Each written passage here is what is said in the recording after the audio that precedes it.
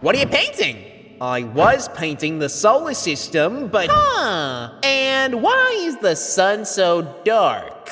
Oh, I don't know, mate. You tell me. Okay, you're replacing the sun with a black hole. What? No, Hey, that's some cool fan art. You're making a fan fiction of a solar system without the sun? Hey, I'm not making any fan fiction. Well, let me help you.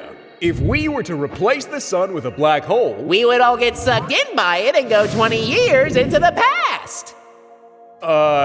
no, I think. The truth is, if said black hole has the same mass as the sun, then we'd all be okay.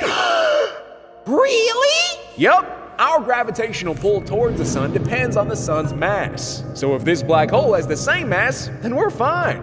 But I thought black holes absorb things. Right, Uranus? Yep.